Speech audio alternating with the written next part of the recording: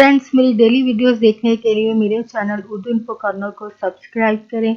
Channel को subscribe करने के लिए वीडियो के नीचे दिए गए रेड कलर के बटन पर क्लिक कीजिए और साथ बेल आइकन पर भी क्लिक कीजिए। इस पर क्लिक करने से आपको हमारी हर नई आने वाली वीडियो की अपडेट मिल सकेगी और आप हमारी वीडियो सबसे पहले देख सकेंगे। फ्रेंड्स, आज का हमारा टॉपिक है सिकंदर आजम की, जिनको अलेक्जेंडर भी कहा जाता है, उनके लास्ट एडवाइजेस जो उन्होंने मरने से पहले की थी, उसके बारे में आप आज की वीडियो में जान पाएंगे और साथ ही ह्यूमन बिहेवियर के बारे में बात करेंगे। फ्रेंड्स, टॉपिक की तरफ आते हैं। अलेक्जेंडर यूनानी नाम है और इस नाम के मानी है हिफाजत करने वाला। हम इस नाम से मंसूब जिस तारीखी शख्सियत से वाकिफ हैं उनको सिकंदर आजम के नाम से भी जाना जाता है। ये बात तो तय है कि कुदरत जिस किसी से दुनिया में अहमियत दिलवाना चाहती है उसको नाम भी वैसा ही देती है। इन नामों को रहती दुनिया तक के लिए इंसानी ज़हनों में महफूज भी करवा देती है। यूनान की एक रियासत मकदूनिया से ताल्लुक़ रखने वाले इस नौजवान ने दुनिया के वसी और रीज़ हिस्से को फतह करके तारीख में अपने वजूद को मनवाया।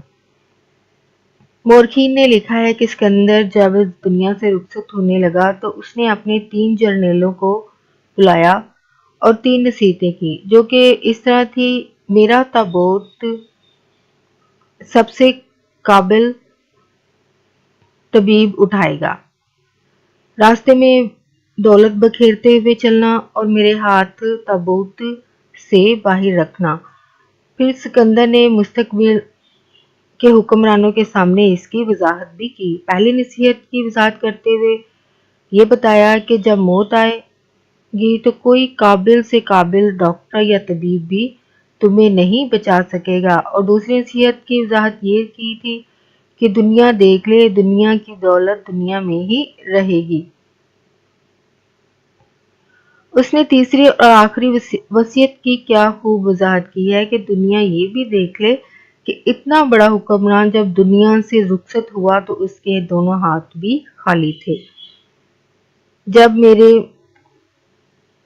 वालिद ने इस दारे फानी से कूच किया तो मुझे लग रहा था कि अब ये दुनिया मेरे लिए तो बेकार हो गई है।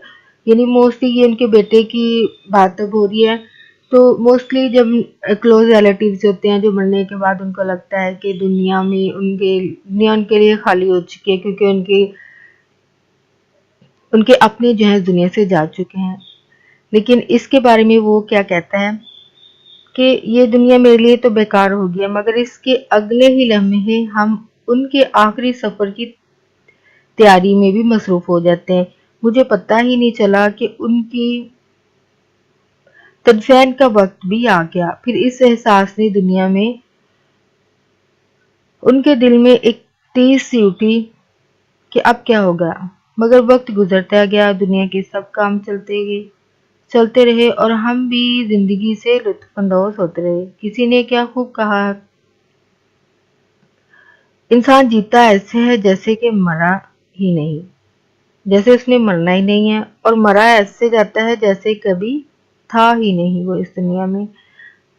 तो फ्रेंड्स, अगर रुपए पैसे के पीछे भागते हुए रिश्तों को पीछे छोड़ते हैं या रुपए पैसे की वजह से आपस के रिश्तों में दूरियां पैदा करते हैं, तो काश हम रुपए पैसे की बजाय अगर इंसानी रिश्तों और इंसानी इमोशन, इनकी कदरों को पहचान सके तो वो ज़्यादा बेहतर है। फ्रेंड्स, ह्यूमन बिहेवियर के बारे में बात करना थी कि अगर आप आज कोई लफ्ज़ पढ़ सकते हैं, कोई वर्ड पढ़ सकते हैं, तो आप अपने टीचर का शुक्रगुजार हो, उनको थैंक यू करते रहें, जिन्होंने आपको पढ़ना लिखना सिखाया, पढ़ाया। इस दौरान अगर कभी डांट दिया या हाथ से कभी मार भी दिया तो ये आपके भले के लिए ही था, आप पढ़ सके हैं।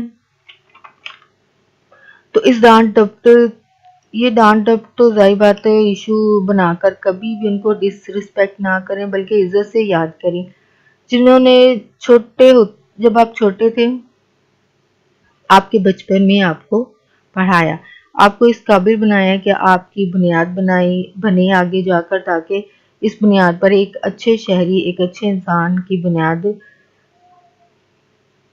पर आपकी शख्सियत बने। तो ऐसे इंसान को इज्जत बाज़ दफ़ा ये साथ हैं आपकी जवानी या ज़्यादा उम्र खुद भी ये, क्योंकि टीचर ज़िंदा नहीं रहते, ज़ाहिर बात ये एज फैक्टर है और हम में से हर किसी को मरना भी है।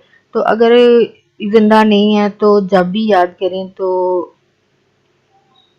हालांकि हम में से काफ़ी लोगों उनके मारने की वजह से उनको बुरे बुरे अल्फाज से भी याद करते देखा गया है, अगर वो ज़िंदा ना भी हों।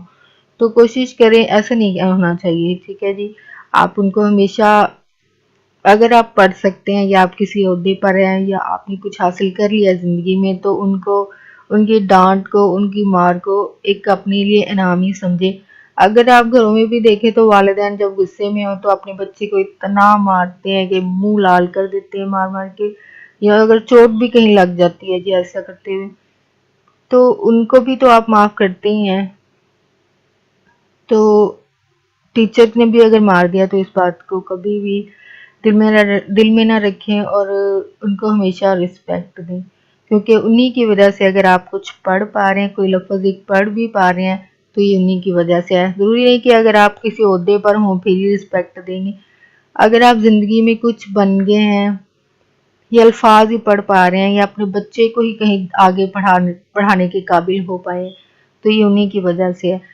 तो नेक्स्ट आने वाले टीचर तो ज़ाहिर बात है आपको सिर्फ गाइडलाइन बनते हैं, वो भी एक अच्छी नसीहत ही करते होंगे और आपको आपके मुस्तकबिल को संवारने के लिए गाइडलाइन तो वो भी देते रहते हैं, लेकिन जिन्होंने आपकी बेस बनाई है वो आपके ज़्यादा यानी रिस्पेक्ट, टीचर तो हर एक की रिस्पेक्ट या बराबर होनी चाहिए, लेकिन उनकी ज़्यादा होनी चाहिए क्योंकि उन्होंने आपको इस काबिल बनाया है कि आप कोई वर्ड पढ़ पाएँ।